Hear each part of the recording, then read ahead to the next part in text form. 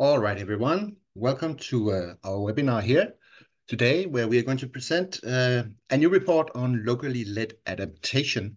This is a joint activity between the University of Dar es Salaam, Kenyatta University, and the Danish Institute for International Studies. And we have 1 hour to do this seminar. So the program looks like this. First, I will do a little introduction to the topic, and then we'll hear some of the main findings of the report. Following on from that, we will have 2 presentations where we try to go into the sort of more thick, deep dive activities that are going on in some of the locally led adaptation projects that we have studied. And then after that, we will have a brief presentation of some recommendations, followed by a Q&A discussion. If you have some questions as we move along, please use the Q&A box at the bottom of your screen. So not the chat box, but the Q&A box. And then we will try to see if we can pick up some of those at the end. So without further ado, I think most of us know that there has been support to climate change adaptation in the global south for quite some time now. And I think that there is also an emerging recognition that it's something that really has to be locally driven to a large extent. And on that basis, a few years ago, the so-called LLA, locally led adaptation principles, were developed by the Global Commission on Adaptation. They have now been signed up to, committed to by quite a large number of organizations around the world, and an even larger number of organizations are addressing these principles in different ways. Let me just try to take you through these principles. Number 1, devolve decision-making to the lowest appropriate level. Number 2, address structural inequalities. Number 3, provide patient and predictable funding. Invest in local capabilities. Build a robust understanding of climate risk. So what is actually going on here? We have to have knowledge about that. Do flexible programming and learning, and ensure transparency and accountability, and engage in collaborative action and investments. So those are the 8 principles. What we have tried to do in this study then is to take a look at what does locally led adaptation that actually mean in practice. Because we all know that principles are nice, but practice and action is very important. So in this study, we have tried to look at the experiences as they're going on the ground in selected projects, and try to work out how can external actors then help. In the study, we have focused particularly on water, because water is obviously key and very central in adaptation, and is also key to a large part of the actual adaptation projects that are being carried out worldwide. And then we have also tried to examine the scope for nature-based solutions in the context of LLA, an agenda and issue that has come up recently in a number of sort of global and national and local debates. There are many definitions of nature-based solutions. We go into some of that in the report, but just for a very shorthand measures here, nature-based solutions basically try to work with nature to address societal challenges so that both people and the environment benefit. And what we have done in the study is to try to do some grounded case studies of LLA in practice, focusing especially on Kenya and Tanzania and projects there. So we have looked at 3 different funding modalities. We'll get into what those are later, and 6 grounded case studies on the ground. And all of this is documented in 2 publications. One is the report, and another is a policy brief, which has the recommendations or the policy findings more sort of in short form. And you can find that on our website. I think there is also a link in the chat, or there should be at least.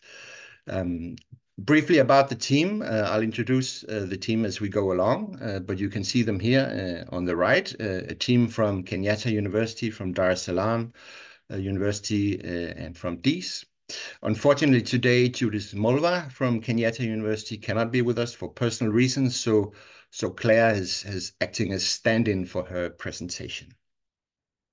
The study has been funded by DANITA, but several of the researchers are also involved in the so-called GAP program, which is short for Governing Adaptation Finance for Transformation, which is a research program that looks at devolved climate change adaptation funding in Kenya and in Tanzania, and what is actually happening on the ground there. So we're fortunate to have good input from that side also. So that is the introduction, and I think we will now move on to Claire, who will then present the main findings. Claire is a very experienced researcher working on climate change adaptation and natural resource management and governance, including in East Africa, including in Kenya. Claire has worked at the ODI, at the DIIS, and is now involved in this research project for DIIS. So has a lot of experience behind her to do this work.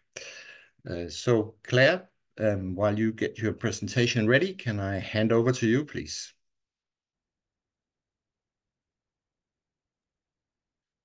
Yes, thank you. Thank you so much, Mikkel, that introduction. Okay, let me just try and share my screen now.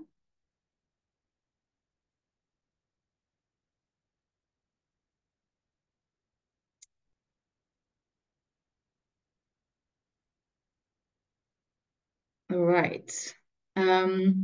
Okay. Thank you again, and for everybody joining. We're really excited to see everybody interested in the report and the study. So welcome. I'm going to share some background to the report, some key findings, and some recommendations as well. Yeah, as Mikkel said, there's growing momentum and interest around LLA. The principles provide a really clear direction and roadmap for advancing LLA, but how do you move from those principles to practice?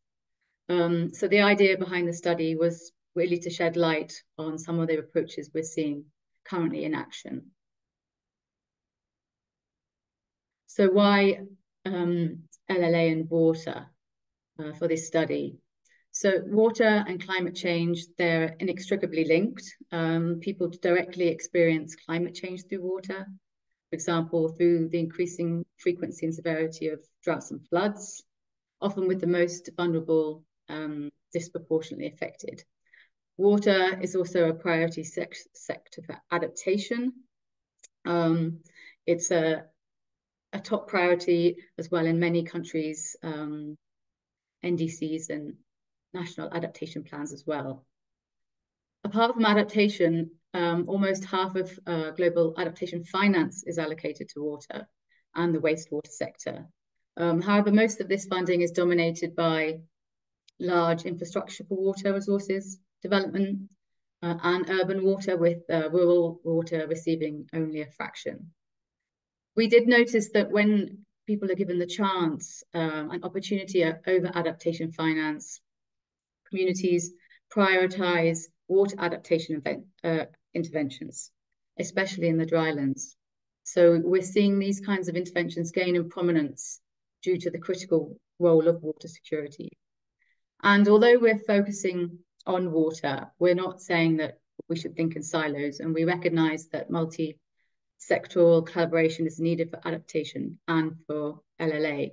However, water provides that cross-cutting lens, especially in the drylands. Water is part of multiple parts of local livelihoods, for example, for domestic use, for crops, for livestock, for house construction, among others. So the water projects provide a lens in which to see how an intervention impacts across communities' livelihoods, and it shows the unique contexts to view these multiple perspectives. So just a little bit about water adaptation and nature-based solutions. Water interventions are commonly delivered as grey infrastructure. So things like dams, boreholes, reservoirs, pipelines. However, there are recognized problems with this approach, for example, high costs, limited flexibility and long operational lifetimes, which may not be resilient to the increasing variability and uncertainty of climate change. They may also undermine mitigation goals due to reliance on carbon emitting sources. They also tend to rely on external expertise and implementers. There's also concerns over development of infrastructure without the correct governance and maintenance systems. So water projects based on perhaps infrastructural and technological solutions without those accompanying robust governance systems can lead to functionality issues and water point failure. And in the drylands, especially, water governance is critical for equitable and sustainable access to water. As Mikkel said, there's growing attention to nature-based solutions that aim to protect, conserve, restore, and sustainably use natural or modified systems. And some examples of these are rainwater harvesting systems, wetland restoration, soil moisture conservation, sustainable tree planting. Nature-based solutions work with nature and provide well-being, mitigation, and adaptation benefits. They're also better suited to adaptive management and flexible management, and they can more easily incorporate indigenous practices and local knowledge. However, they're not without their challenges, and they're not a silver bullet. So they require balancing multiple objectives and collaborative management across multiple land uses. Okay, so we developed in this study a framework to view and assess water-related locally led adaptation. So the framework is a set of water-related criteria and questions based on the LLA principles. So we operationalize the principles, particularly to the water context. The principles provide key considerations for water adaptation, such as a lens to view governance, accessibility to finance, transparency, accountability, climate change knowledge, and so on. And we added a principle on nature-based solutions, recognizing its significance for water-related adaptation. So the framework, it emphasizes the governance and finance processes that empower local actors, but it also looks at some of the emerging adaptation outcomes, benefits, and sustainability. We recognize the complexity of measuring processes and outcomes of locally led adaptation. So the framework really provides only indicative and generalized criteria, something that could be adapted to different contexts and water interventions. The framework is also something that could be used by others. For example, a potential tool for local actors and implementers to self-monitor and evaluate projects, or for donors and researchers to assess water-related LLA, or potentially looking at projects in areas beyond water. So these are the 8 LLA principles, and at the bottom we've added one on apply nature-based solutions. So each of these principles we operationalize to the water-focused context. I won't go through the framework. You'll be able to see it in the report, but I'll just maybe pick out a couple of principles just to illustrate. So for example, principle 1 on devolving decision-making. So water adaptation interventions are prioritized by the lowest appropriate governance unit. This is ideally would be the community level, ensuring local needs and priorities take precedence. Institutions emerge to fortify decision-making, design and implementation of water adaptation interventions. Devolving decision-making over water requires robust local institutions or using existing decentralized systems. So these local communities are really play a critical role in voicing community needs and priorities. The initiatives should be based on local community water needs and demands and suitable to the local context. And local actors are leading the design, planning, implementation and management of water adaptation intervention. So these are some of the criteria, and accompanying each of the criteria were a set of questions. Principle 5, similarly, which is on building a robust understanding of climate risk and uncertainty. This principle recognises that interventions should be informed by a comprehensive understanding of climate risk that's informed by multiple evidence approaches, including local, indigenous, and scientific sources. It also recognises that participatory climate and vulnerability assessments can aid in identifying risk profiles, vulnerabilities, and ecosystem trends. Also, water adaptation interventions should be designed with a degree of climate resilience. So designing infrastructure and technology that can withstand shocks such as droughts and floods. Okay, so going into some of the case studies, we looked at 3 different funding modalities for local lead adaptation. And these represent different models for getting finance to the local level. So the first was the Water Sector Trust Fund, which is a national water and sanitation financing institution in Kenya. LOCAL, the Local Climate Adaptive Facility, an international performance-based grant facility being piloted in Tanzania, and also the County Climate Change Fund, a subnational devolved climate fund. So these are all examples that provide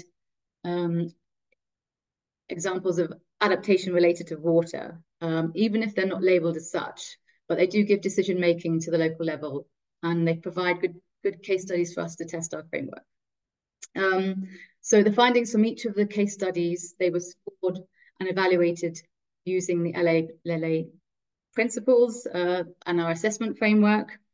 We went to some project sites across Kenya and Tanzania, 6 in total, and carried out field visits and interviews. And we scored each of these 6 projects according to the framework that I just presented. And this acknowledges each project's unique context, because they all have different technical aspects, different sustainability considerations, nature-based solutions, and so on. So I'll present just some of the key findings, and then we'll also go in and present more findings from the case studies. So overall, we found a number of positive outcomes from the 6 cases and good alignment with the framework. So I'll present some highlights according to a couple of the principles. So principle 1, to do with devolved decision-making. We saw that there were institutionalized structures for inclusive decision-making in water adaptation governance at the lowest appropriate level. These were water level adaptation planning committees or committees for managing water resources. So these locally representative institutions, they ensure the inclusion of local needs and priorities in the design of the interventions, and they also facilitate the participatory assessments to ensure investments are context specific. Also, principle 7 on ensuring transparency and accountability. We saw some positive aspects resonating from the case studies.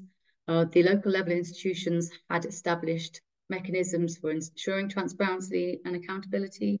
There was clear public vetting of committee members. There was regular elections.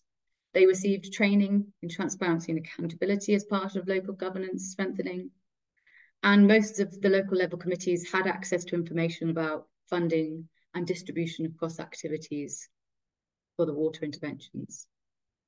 And then finally, applying nature-based solutions, we found that almost all the case studies included activities that we could classify as nature-based solutions. So this includes sand dams, rock catchments, water catchment rehabilitation, even when nature-based solutions wasn't an explicit aim of the intervention. So it was also a way to incorporate local knowledge into the design of the intervention. So this highlighted the potential to incorporate nature-based solution approaches, even when the overriding objective is providing water. And then a couple of challenges as well that we found as key findings. So with principle 4, there were challenges related to this principle in terms of capacity gaps and sustainability. So all projects encountered technical challenges and they lacked long-term maintenance or funding plans, were raising concerns about sustainability. Also with Principle 5, in terms of understanding climate risk, although many of the approaches did integrate local perspectives through the participatory vulnerability assessments, these weren't always incorporated into the design of the climate resilient water interventions. So the discussions on how the climate affects local livelihood systems and strategies to enhance adaptive capacity were taken through many of these processes and assessments, but they weren't always then incorporated along with the climate data into the design of interventions. And we found examples of when there were fences and pumps and other infrastructure had been washed away because of floods, and other investments weren't able to extend into the dry and drought season. And then just a couple of differences we found between the Kenyan and Tanzanian cases. We found overall that the Kenyan cases scored higher compared to the Tanzanian cases, according to the framework. And this was for two main reasons. So the first was that the Kenyan cases had a longer time period in which they had established their mechanisms and structures for local decision making. For example, the CCCF, the County Climate Change Fund, has taken about a decade from its pilot to its current scale up. In contrast, the locale case study is a pilot in Tanzania with time needed to establish necessary structures. The degree of climate finance devolution also varies in Kenya and Tanzania due to differences in the finance models and the existing governance structures. So while locale channels adaptation funding to the subnational governments and they ensure that adaptation activities are included in their plans, it still works through national institutional frameworks where the state has a lot of control and priorities need to align with state priorities. In contrast, the County Climate Change Fund is anchored in the autonomy of the county governments. And so they're more able to independently plan for their climate needs. So I'll just highlight a couple of illustrating examples from the Water Sector Trust Fund case study in Kenya. The Water Sector Trust Fund is a national water and sanitation financing institution. And it finances climate resilient investments in Kenya's arid and semi-arid lands, sourcing funds from the Kenya government, multilateral and bilateral sources, among others. And one of the programs focuses on collaboration with the water resource user associations. So these are sub-catchment level institutions for managing water resources. And we visited a project in Kajiado where the RUA had implemented a sand dam and also established some rainwater harvesting tanks in nearby schools. So some of the highlights from this case study and how it scored both positively and then some challenges for the framework. Principle 1, the RUAs, they facilitate participatory in water resource management at the sub-catchment level. And so this ensures action is taken at the most appropriate governance level. They prioritize water projects through community barazas, and then they prioritize those areas with the most pressing needs first. And they lead the implementation and management of the interventions. Also with Principle 8, the case emphasized a collaborative and cross-sectoral approach to water adaptation. There's multiple water users who are represented on the RUA, including agriculture, livestock, domestic users, and so on. And they make sure to include all the stakeholders in the sub-catchment and have partnerships across sectors. With Principle 9 as well, the sand dam was prioritized to address water scarcity, and people at the sand dam, they said to us how it had really improved sand retention and water storage capacity. They had added some nature-based measures like farmland terracing, and that had helped with soil moisture conservation. And the sand dam was said to have helped reduce conflicts, and it has really helped the area conserve sand. So in other areas where sand dams were not under the rural governance, there was still unregulated sand harvesting continuing, whereas the rural is able to manage the governance of the use of the sand. And then just one challenge was on flexible programming and learning. Any changes, there was some rigidity, and any changes to project scope and budgets required formal requests and had to go for approval. Also, there were participatory monitoring and evaluation systems in place, but these followed standardized criteria and procedures, and funds were only dispersed after satisfactory monitoring and evaluation. Okay, thank you. I'll stop there. Thank you very much, Claire. One of the things that I think is really exciting about this study is that there are actually good findings. There are actually things that are working here. Obviously, it can always be improved, but I think this is so nice to see positive experiences and progress coming out from adaptation following these principles. I also think it's interesting, as you mentioned, that nature-based solutions are coming into these projects without being actually introduced at the outset as a principle or as something that had to be done. It just sort of, as I understand it, grows organically into these projects. I think there's really interesting opportunities for linking up there with the nature-based solutions debate. And then you also mentioned the issue of institutional context, and this is something that is also, I think, important to think about, and something that Peter will also talk a bit about now. So the next presentation now is by Peter Rogers from the University of Dar es Salaam. Peter is a PhD researcher there. He's also working in the GAP program that I talked about before, where he is doing research on devolved adaptation finance in Tanzania, and has looked at one of the local projects in Tanzania, which he will now tell us a bit more about. So Peter, please take over from here.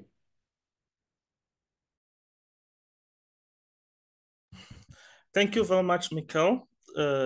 My name is Peter Rogers. I come from University of Dar es Salaam in Tanzania. And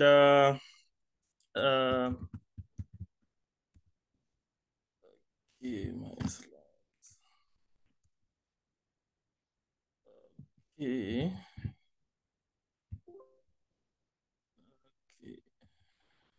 Yep.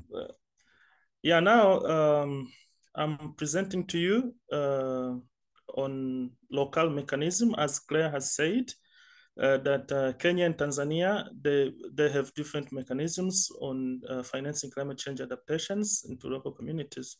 So in Tanzania, there is a local mechanism which actually receives finance from international and domestic funders, whereby the finance comes as international physical transfer, and the domestic finance comes from the central government, and all these finances are given to the local authorities as performance-based resilience kind of grants, as you can see in the illustration. And actually, this finance is 100% additional to top up to the local government expenditures across the climate resilience sectors in climate change resilience. These systems, this local system has performance measures, as you can see in the illustration, and has minimum conditions for the local governments to be given these funds. And actually it operates on an annual performance assessment that every year there must be annual performance assessment to understand this performance, how these local governments have performed, and as well if there is any areas to improve. The local system provides technical and capacity building support so that these local authorities can develop more and more to give to embark on this climate change resilience kind of projects. Then I'm presenting to you again this is case study number 1. Which is construction of borehole, in Mpwapwa, in Kisese village. This project aimed to enhance water supply for people in Kisese village in Mpwapwa. And its budget was almost USD 50,000. And actually, this was a supplementary performance-based grant, which was 100% additional.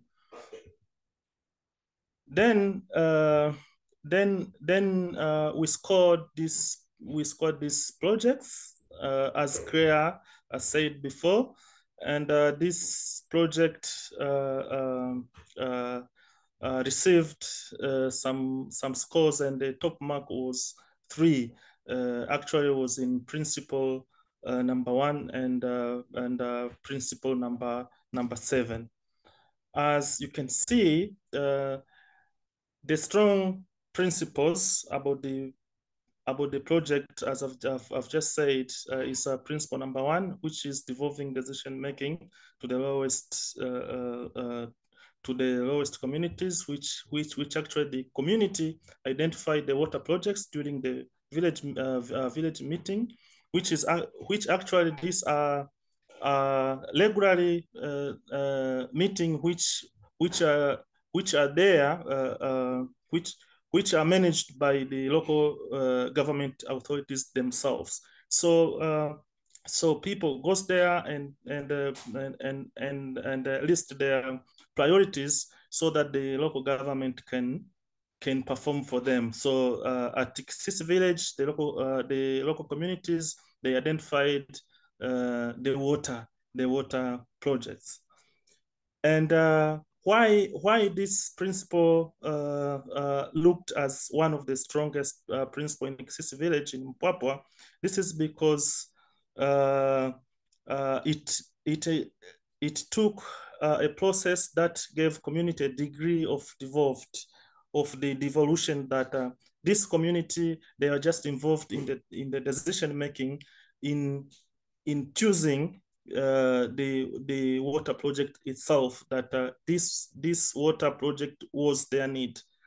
And again, principle number 7 is about ensuring transparency and accountability. The amount of funding of this project was outlined in the project documents, and actually was known to the local communities, and actually all the cost of these projects was underlined very clearly, and had this information, and actually this is why this project scored number 3. And then the weakest principles in this project is principle number 7, which is building a robust understanding of climate risk and management. This is because there was no vulnerability assessment before the project, and actually this is this is of the challenges that are facing the local communities and the local authorities in Tanzania, that most of the local authorities, they are implementing projects without undertaking this vulnerability assessment. And one of the reasons that they are saying is the lack of resources, that human and finance resources. And therefore, at Mpwapwa district, they had no climate change action plan, and that's why there was no the storage tanks when the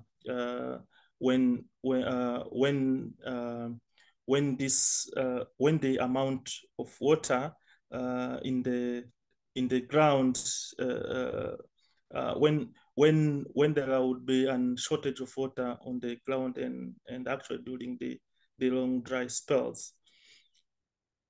And again, the other weakest principle is principle number 8, that is collaborative action and investment, whereby we found there was a limited coordination in financing and implementation of the projects, whereby there was only rural water supply agents called RUWASA, which actually provided technical support, while other stakeholders in the local authorities, they were not present. So it looks like to the local authorities, only organs in the local government authorities are just involved, but other stakeholders from outside the local governments, they are actually not there. Whereby I've just said that there was no NGO, CBOs, and private sector. Then another principle, another weakest principle, was the application of the nature-based solutions. That there were a few observed nature-based solutions in place, which actually, again, as Claire said, that looks to be a new concept in the local government authorities in Tanzania, and the water user committee in the local authorities and actually in the villages, they just mentioned potentially introducing the bylaws and planting trees along the water bores, but actually has not been implemented. So again, this principle scored very low. Yeah, thank you very much. Thank you very much, Peter. And thank you for showing how it is not all rosy and wonderful. Obviously, there are challenges to address in all the projects. And I think you also highlight the significance of history for these projects. So how long time have they been running? You also highlight the institutional context. You say there are no district adaptation plans, no vulnerability assessments, and issues in this case with collaborating with other donors and NGOs and so on. So this institutional context is really important to look into and makes a difference from the project to project and country to country. All right, so I will hand over now to Beatrice. Beatrice is also a PhD researcher at the Institute for Resource Assessment at the University of Dar es Salaam, also involved in the GAP research program. Beatrice has a background as a trained community engagement professional. So you have been working with this stuff in practice, and you are doing a PhD now, which looks at local government capabilities in handling climate change adaptation finance. So very well suited also to this study and the findings. Beatrice, please go ahead. Hello, everyone. Thank you so much, Mikkel. My name is Beatrice Sumari from PhD student, University of Dar es Salaam. I come from the Center for Climate Change Studies. I'm going to present to you case study number 2 from Tanzania, which is Kisese Dissa water project.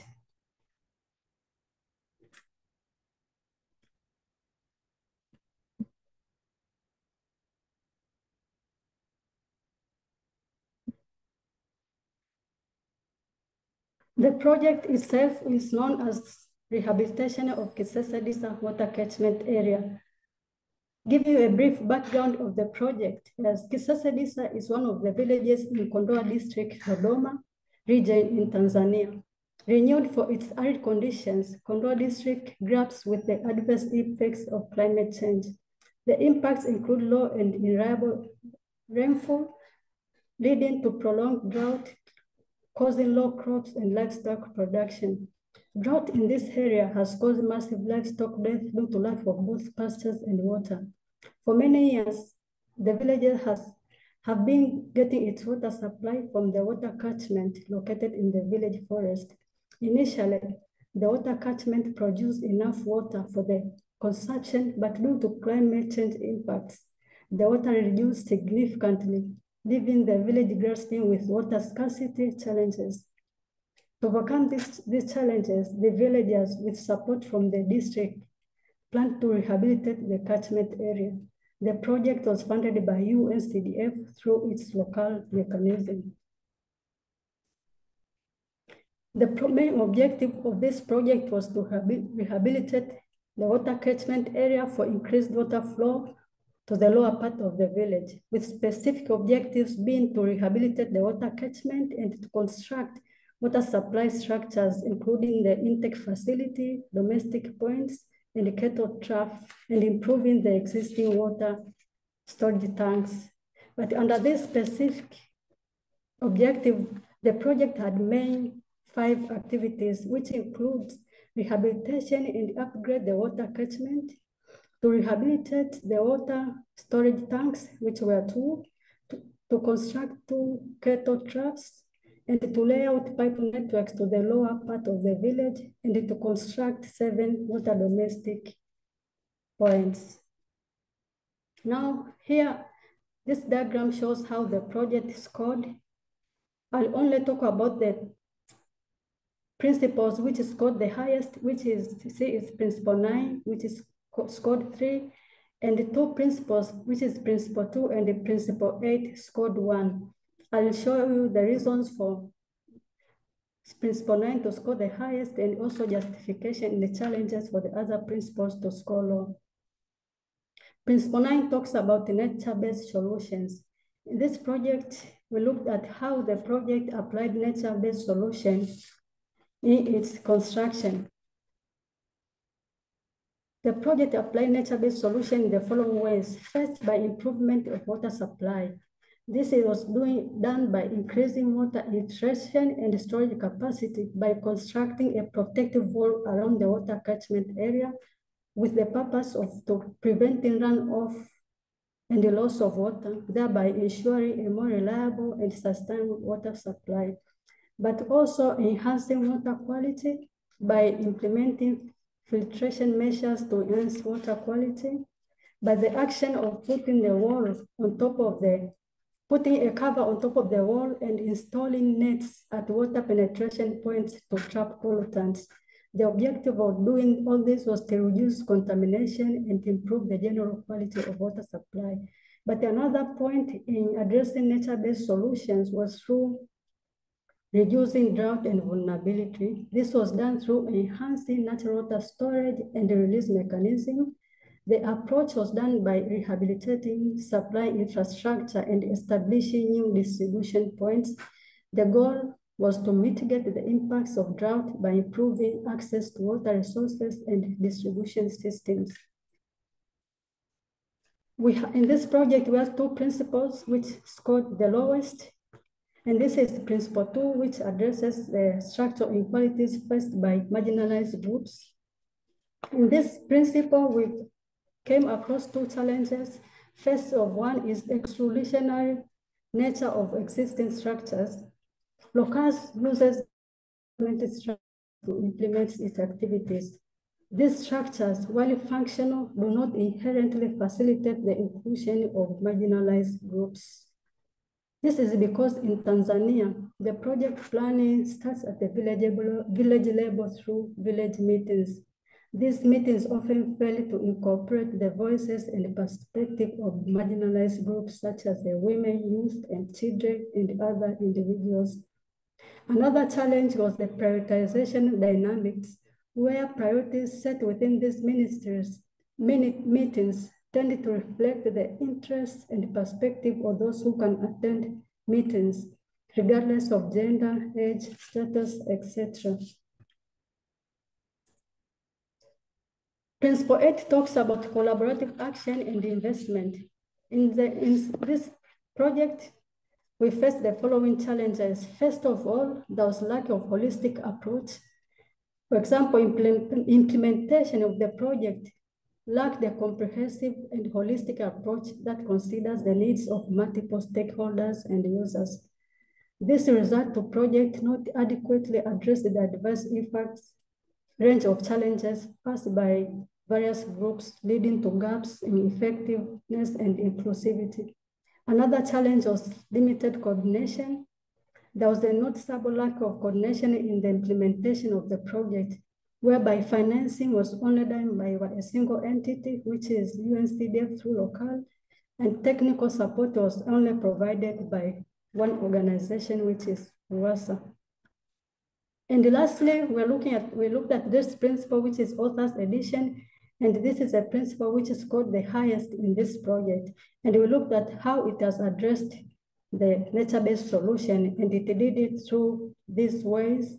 First, by enhancing of water quality through the implementation of filtration systems to remove sediments and pollutants from water sources, but also through improvement of water supply through the renovation of the water supply network to enhance efficiency and reliability, and also the addition of distribution points to improve accessibility, but also increasing water storage capacity through the rehabilitation of storage tanks to optimize storage capacity and minimize losses, but also construction of walls to protect water in the catchment area and to prevent runoff.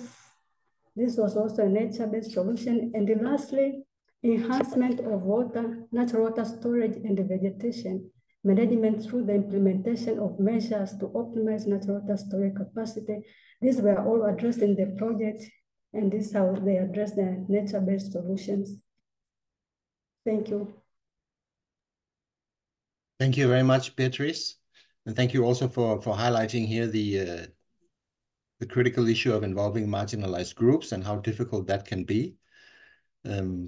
Having the structures, having the inclusive processes in place is one thing, but actually then getting the real engagement and voice of marginalized groups is challenging and perhaps calls for some kind of affirmative action or approaches like that. So lastly now, before the Q&A, I'll hand over to Claire again to just give a brief final example and then some recommendations, which can also be found in the report, by the way. So over to you, Claire.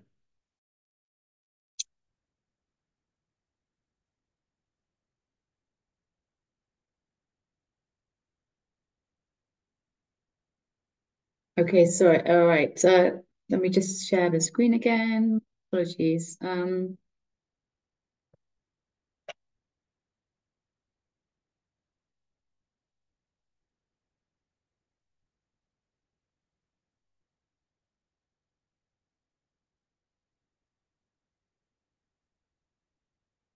right. So just to introduce very briefly the last approach, in lieu of Judith, who wasn't able to make it today.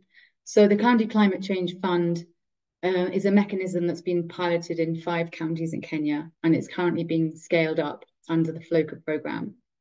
Through this mechanism, county governments established the CCCFs to fund public goods investments at the ward and county levels. County governments allocate 2% of their own development budgets, as well as sourcing other funds. And the mechanism, importantly, has established these local adaptation planning committees, both at ward and county levels, which really drive the mechanism. And just to note that the majority of investments have been focused on water, highlighting the importance of water security to dryland communities. So some highlights from the 3 case studies. There were 3 different water projects visited in Macquarie County. So first on principle 1, decision-making in prioritising interventions was done at the ward level. And these committees, these ward level committees, were representative of the different locations in the ward. They mobilised the community in prioritising interventions and carried out the climate assessments to prioritise projects that address specific water needs and climate vulnerabilities. Also, principle 2, in terms of addressing structural inequalities, the mechanism encourages inclusion of all social groups in decision-making. The committees are representative of different social groups, including women, the youth, elderly, and the fund is allocated to the most vulnerable wards first before extending to less vulnerable ones. The investments have to be investments that benefit various social and livelihood groups. And in each case, we found that the interventions have benefited hundreds of households with water serving different needs, domestic, livestock, crops, and so on. And then one challenge highlighted relating to principle 4, and this was identified gaps in technical capacity. And this is in terms of personnel and spare parts for maintaining water interventions. So most water projects had technical and maintenance issues. There was lack of capacity to maintain the investments. And the county government also faced challenges with technical capacity with few personnel for many water interventions. So this led to some sustainability and functionality problems. Okay, so finally, we provide some recommendations for how to support locally led water adaptation. So how donors, governments, and civil society can best support the approach. I'll only touch on them lightly. You can find them more in depth in the report and the policy brief. So 1, support the scaling up of the principles for water adaptation. All the approaches in the study had the potential for scaling up, and the Kenyan cases were already being applied in many locations, with the locale approach in Tanzania set to follow. But this requires supportive funding to maintain the momentum and expand further. Support mainstreaming of locally led water adaptation into wider land use development planning. So this is to ensure that planning for water related LLA occurs across scales and sectors, as well as being integrated into wider policy and planning frameworks. Address the predictability of funding, so to ensure consistent funding for LLA by establishing reliable and long-term funding mechanisms. And number 4, provide flexible budget allocations for adaptation finance. So flexible finance can enable adaptive management and provide timely disbursements that can respond to changing needs and emergencies, which can align with climate impacts that happen at the local level. And finally, number 5, strengthen the institutionalization of LLA. We found positive examples of participatory decision-making and water governance being integrated into local governance structures, and this really helps ensure a lasting impact beyond the project timelines. They should also be focusing on ensuring the marginalised groups are included. Number 6, build local capacities for sustainable water management. This ensures that there's sustainability beyond programme or project lifespans, and this requires sustainability plans from the outset, and also strengthening the technical capacity of local actors. Number 7, facilitate a locally driven approach to nature-based solutions. So we found positive examples of nature-based solutions in the case studies here, but any NBS effort needs to be locally driven, and it also should align with local water-related challenges to be inclusive as well as respectful of water user needs and priorities. And number 8 was to enhance the capacity and knowledge co-production in LLA.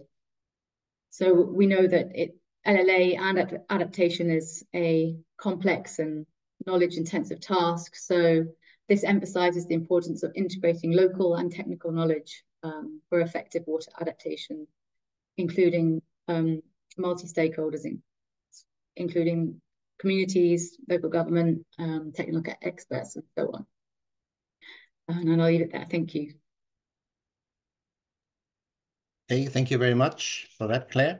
Yes, we are running a bit behind the schedule. I'm going to take the liberty of going a bit over the time so that we can deal with a few of the questions that have come up. There are some really good questions here. Beatrice, you mentioned marginalized groups and the trouble of involving them in one of the projects that you have studied. So I wonder if you could respond to the question that goes, whether women were involved in any way that suited them. Do you have any idea or sort of impression of the gender dynamics and relations in the projects that you have studied?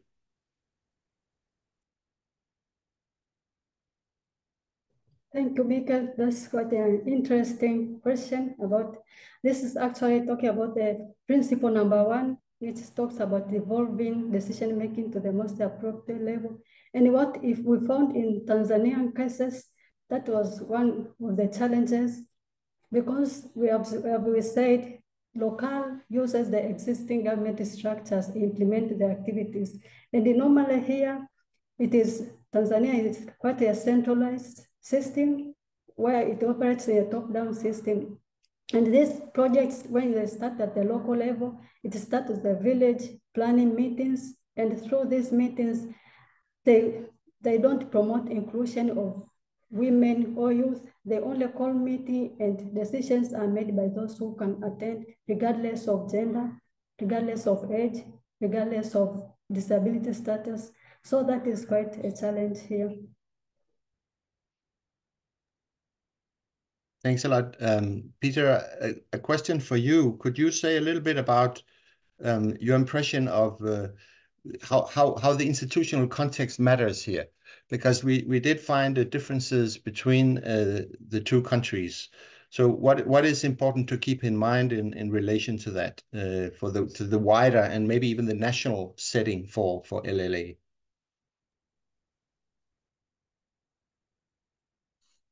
Okay, thank you, Mikkel. As I've just presented that it's true that this project relied in different mechanisms. In Tanzania, local was used, and in Kenya, Water Sector Trust Fund and Country Climate Change Fund were used. And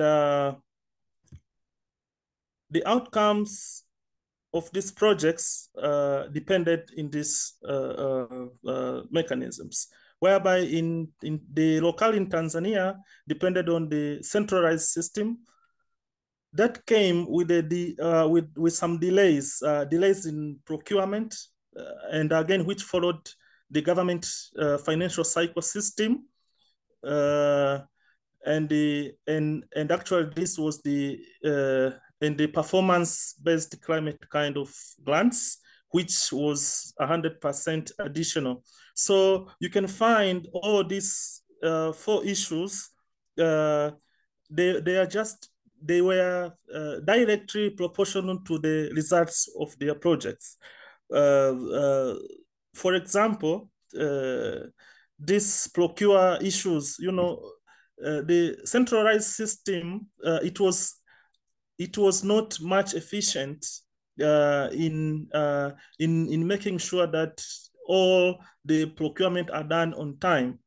And on the government cycle, all the money flew through the government cycle. Outside the government cycle, which in Tanzania ends in June, the flow of money was impossible until the next financial year.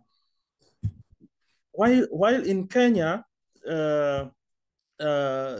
the decentralized system was used, which actually was a bit favored, was a bit in favor the project, whereby all the system were devolved, and the majority of the power was to the local government authorities, which again gave sense of the ownership of the projects in Kenya compared to Tanzania. So it is important for these principles to go more, to dig more, to come up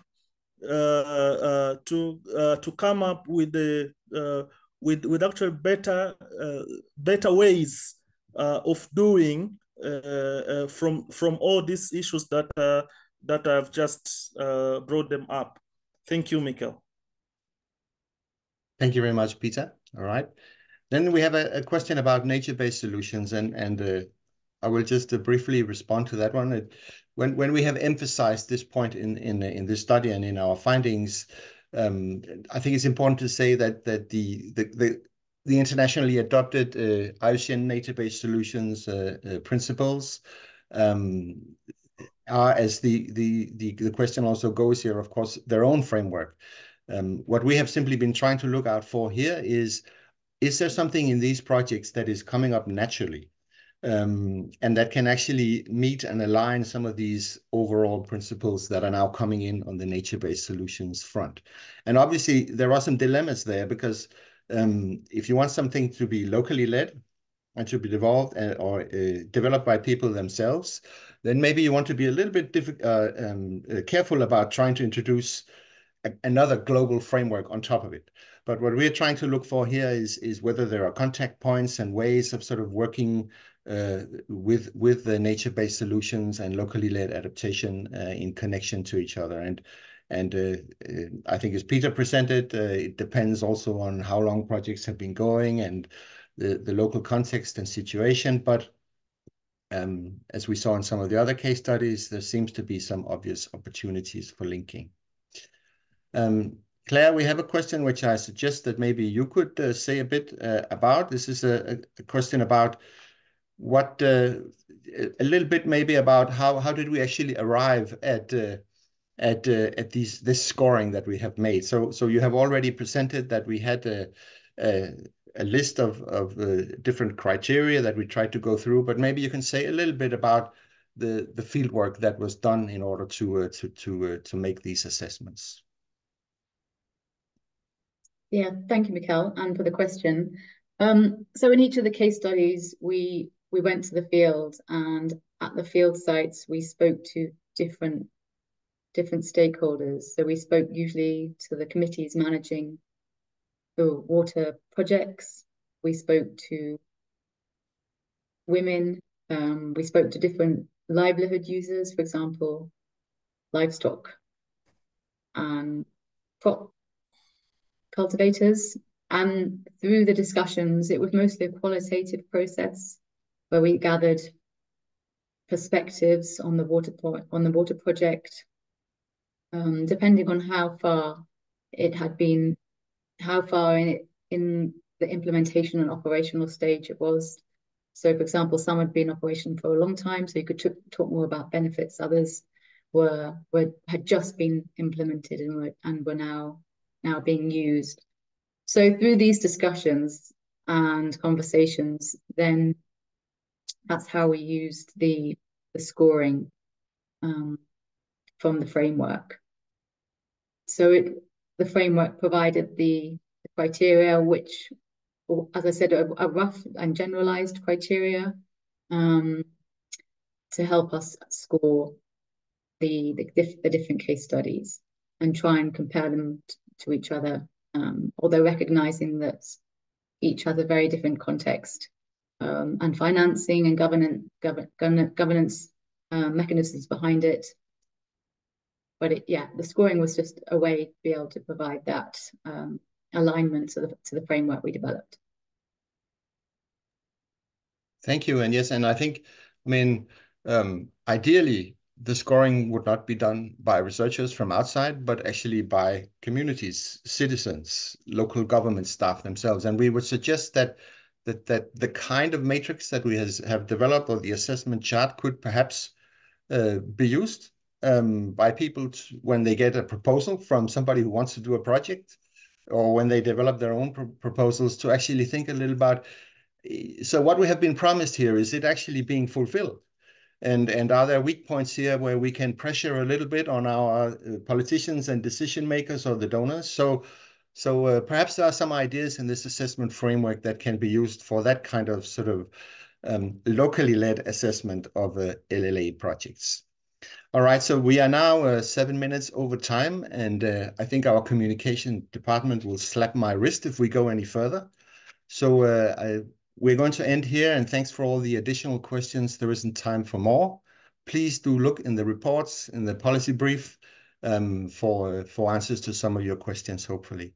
So thank you very much for listening, and we hope to see you again another time. Thank you.